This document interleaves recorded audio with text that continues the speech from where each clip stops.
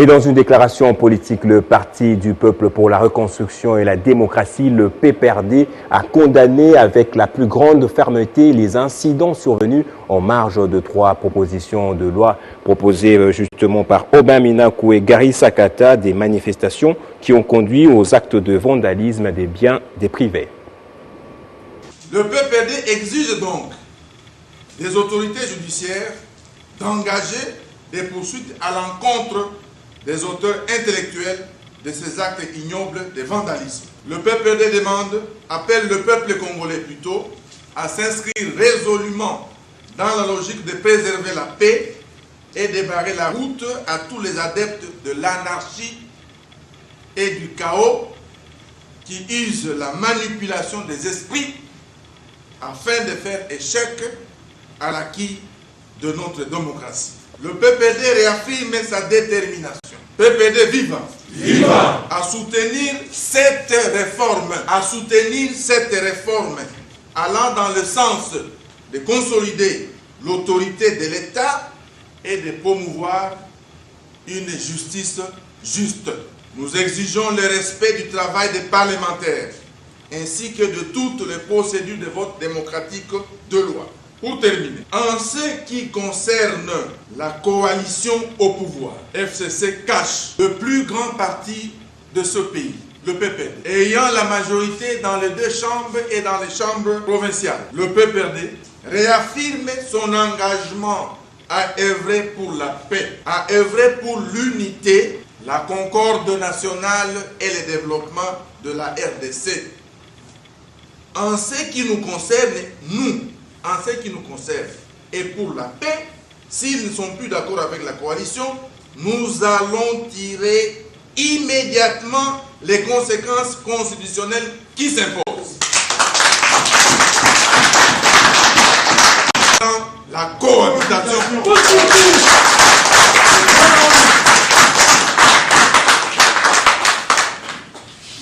Le PPRD demande enfin à tous les membres du parti, en particulier à travers tout le pays et en général tous les Congolais, de ne pas se laisser distraire par ces actes de vol.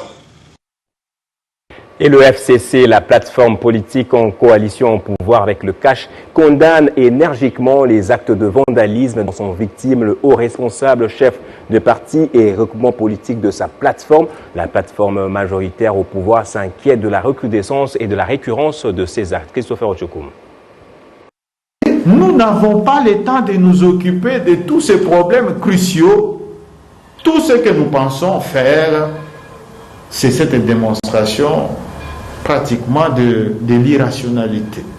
Aux yeux du FCC, son partenaire Cash tente par des moyens à peine voilés de mettre le pays sur la voie de la dictature en se cachant derrière un avènement de l'état de droit qui, du reste, a déjà été instauré par le président de la République honoraire, Joseph Kabila, qui a promu en son temps la culture de la tolérance zéro pour lutter contre l'impunité sous toutes ses formes.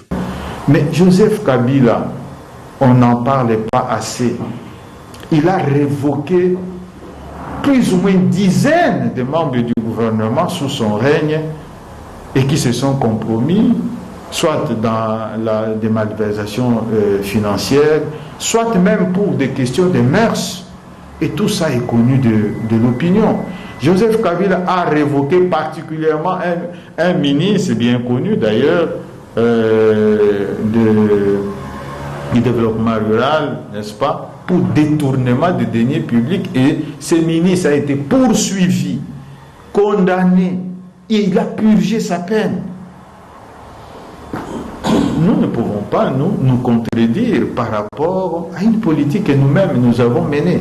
Le coordonnateur du Front commun pour le Congo condamne et dénonce fermement les actes de violation du siège du Parlement et des vandalismes dans différentes résidences privées des cadres du Front commun pour le Congo et des proches. Actes que Nému Milania considère comme prémédités par l'UDPS et qui par conséquent se doit d'être puni à tous les niveaux possibles, rappelant qu'aucun camp ne détient les monopoles de la violence. Trop, c'est trop. Et le FCC y réservera des réponses proportionnelles à la gravité des faits, au plan tant judiciaire, parlementaire que politique. Rien ne peut justifier ces banditismes urbains maintenant auxquels on assiste, ces actes de vandalisme à l'endroit des députés, des sénateurs, des acteurs politiques, tout simplement parce qu'ils veulent exercer un droit démocratique et républicain de pouvoir soumettre leurs réflexions à l'institution compétente, le Parlement. Au sujet des lois, Minaku et Sakata, controversés maintenant alors que leur projet avait été validé à l'unanimité après débat au Parlement, Nemulania confie que le FCC n'invente nullement la roue. Il s'agit d'une pratique déjà vécue ailleurs et qui ne fait que renforcer le pouvoir de la justice pour lutter contre la corruption. Ce n'est rien d'autre qu'un exercice de conformité à la Constitution et d'explicitation de certains principes qui sont déjà prévus par les lois en vigueur. Je viens de vous montrer ici justement, si on veut lutter efficacement contre la corruption, nous devons avoir les deux fers au feu.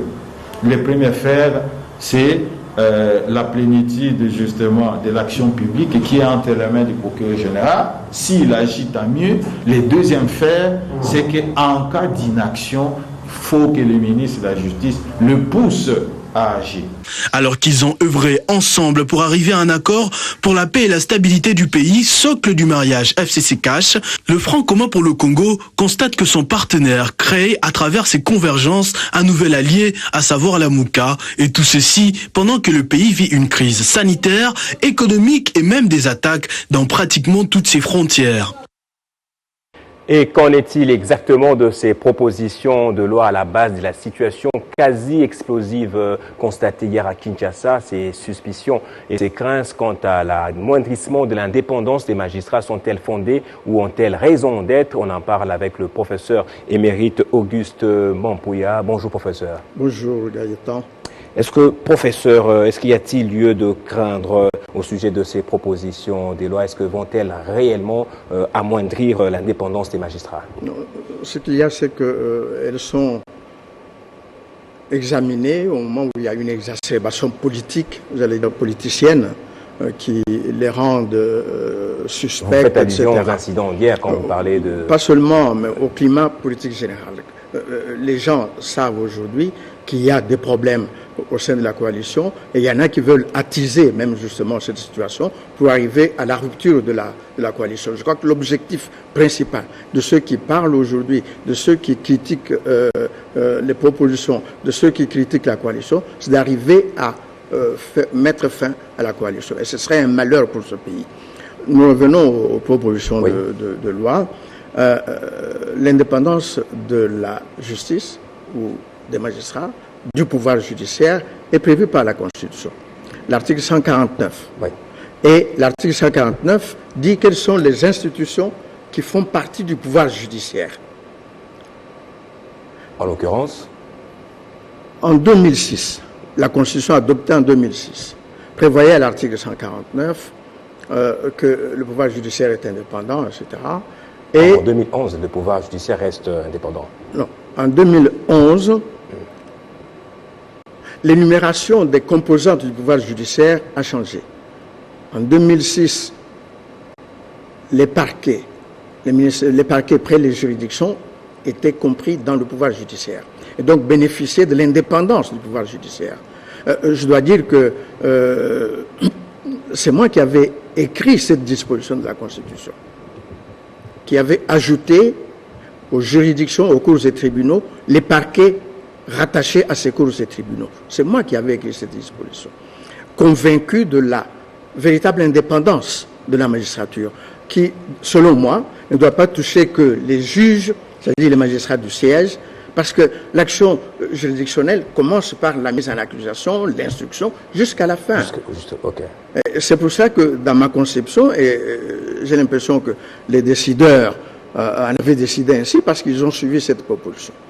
En 2011, les décideurs, encore eux, reviennent sur cette disposition et retranchent de la composition du pouvoir judiciaire les parquets.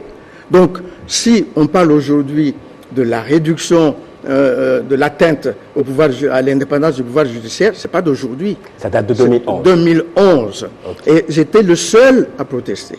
Le seul. ni magistrat, ni avocat, ni professeur d'université n'avaient parlé. J'étais le seul à protester contre cela. Ces propositions de loi ne viennent que consacrer ce qui a été déjà dit dans des dispositions constitutionnelles. Mais en plus de cela, en 2013, une loi organique qui est justement visée par l'une des propositions. Sur le fonctionnement des magistrats.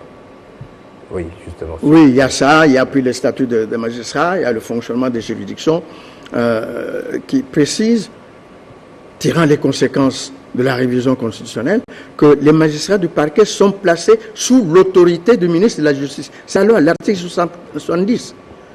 Et l'article 72 de la même loi prévoit que le ministre de la Justice a le pouvoir d'injonction sur les magistrats du parquet. Le pouvoir d'injonction signifie qu'il ordonne des tâches à faire. Mais il faut dire qu'il y a eu un progrès parce que le pouvoir d'injonction peut aussi vouloir dire ne faites pas ceci, ne faites pas ça. Cet aspect-là est interdit. Ce que nous appelons l'injonction négative. Il y a lieu de craindre puisque l'injonction suppose également l'interdiction d'une instruction, par exemple. Ça, c'est interdit.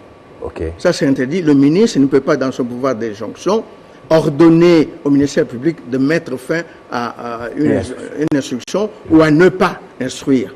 Au contraire, ça lui permet de suivre l'évolution de suivre l'évolution, mais en même temps, si le ministère public n'a pas agi, de lui dire tiens, on a eu des informations, il y aurait lieu d'ouvrir une instruction.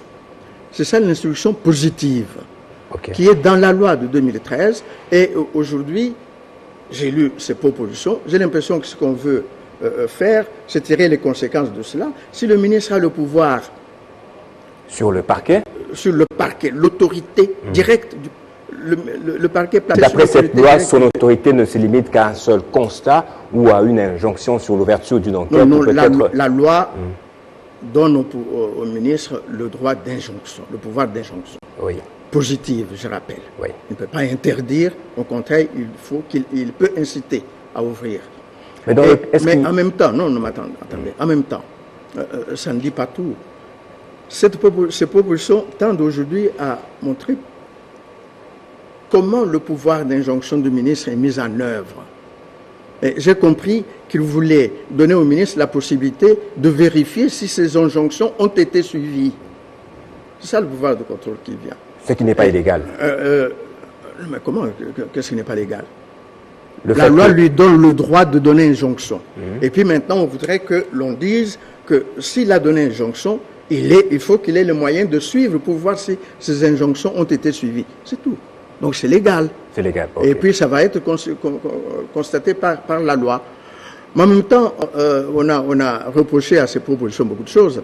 De manière particulièrement, qu'est-ce que vous reprochez à ces propositions? Moi, je ne reproche pas grand-chose, mais je peux proposer des amendements. Et ça, c'est prévu. Les magistrats peuvent proposer des amendements.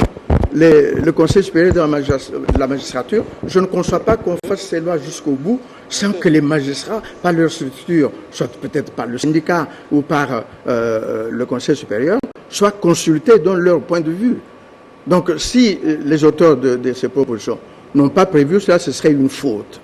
Il faudra que ces professionnels, et il y en a parmi eux des très bons, que ces professionnels, non, mais je dis de quoi je parle, je sais de quoi je parle. Il y en a quelques-uns quand même que nous avons formés, et nous savons que parmi eux, il y a de très bons magistrats. Il faut donc qu'ils soient entendus. Et il n'est pas bon. Professeur. J'espère que l'initiateur de cette proposition de loi a dit également que les magistrats sont invités pour le débat dans l'hémicycle. Merci, professeur, d'avoir répondu à notre invitation. Tant mieux, merci bien.